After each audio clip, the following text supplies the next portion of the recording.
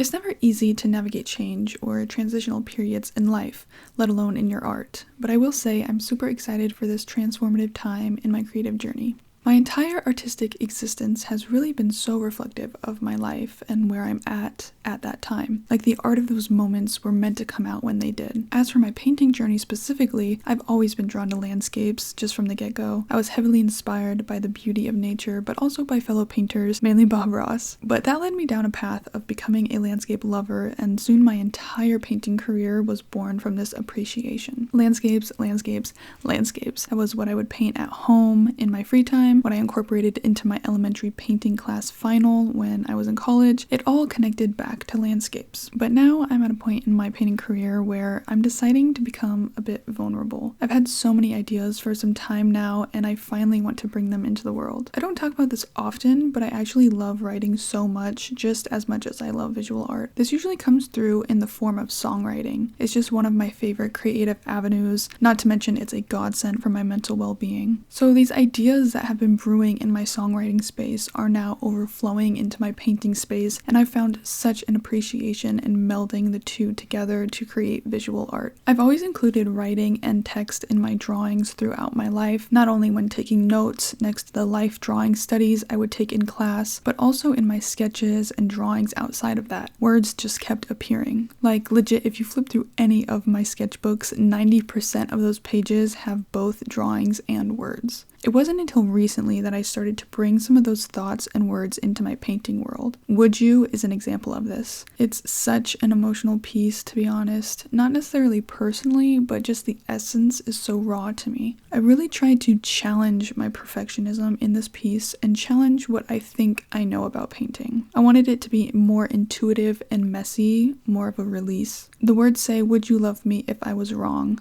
Would you?" I originally had this unfinished landscape for the longest time that I honestly hated and wanted to revamp. When staring at it one day, I thought of the words, "Would you love me if I was wrong?" I was just thinking about perfectionism and how I hated the original landscape, how it just didn't turn out the way that I wanted, and I thought maybe I can still like it, even if it's not up to whatever standard I have in my mind of what my art is or what it can be. I sketched out the eye and words over top of the landscape, and I found myself enjoying the piece again. When I got to painting, I was kind of frustrated as I was trying a new medium out, which were oil sticks, and it was different than I had anticipated, though I did eventually get into the swing of it. I think that some of the frustration during the painting process bled into the piece and honestly helped infuse it with this raw emotion that I mentioned earlier. I had to fight myself to keep it loose and unclean and messy. Like, I truly could not stop thinking it looked bad because of the unclean edges. I feel the words look almost as though they were written in lipstick with that kind of thick texture the oil sticks create, and I could not convince myself to like that quality about it. I tried my hardest to just keep it as unclean as I could handle, and when I got to that place, I just stopped. I thought I just have to leave it, whether I actually like it or not. I'm leaving it for the piece.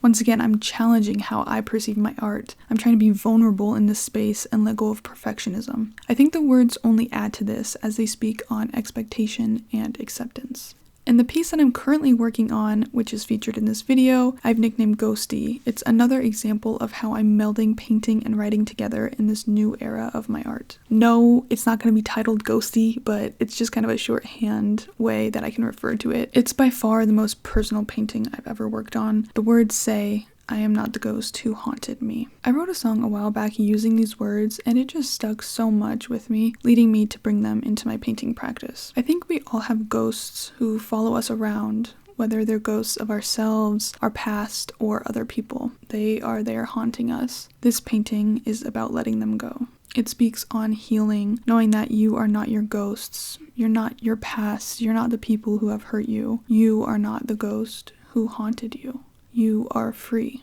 I hope truly that it resonates with somebody as much as it does for me. I'm at a time in my life where I want to move on. I want to step into newness. I want to grow. I don't want to limit myself anymore. I don't want to live with any expectations of who I can or cannot be. Our ghosts don't have to haunt us forever. If you're at a similar point in your life, I hope this painting speaks to you and I hope you can relate to it. Creating this piece is the scissors that cuts the ribbon tying me to my grief, to the past, to the hurt. It's renewal for me and I find it so necessary to move on. Since I began working on these two pieces where I've merged my love of writing and painting, I've just been on a creative high, coming up with more and more ideas like this, putting painfully beautiful words onto canvas, and trying to be more vulnerable in my painting space. So I'm at this point where thoughts have taken over. I cannot express how deeply I fell into this rabbit hole of combining my written work with my painting practice. I spent just days editing reference photos and matching lines with subject matter. It's so engrossing and beautiful. And this isn't to say that landscapes will cease to exist in my art. I have multiple paintings lined up that combine landscapes along with words. Of course, both the paintings I talked about today do this. The works I have in mind are so emotionally raw for me, and while this is nerve-wracking to an extent, I just know these pieces have to be painted and put forth into the world. I just have so much joy and energy for these projects, and I cannot wait to keep sharing them with you.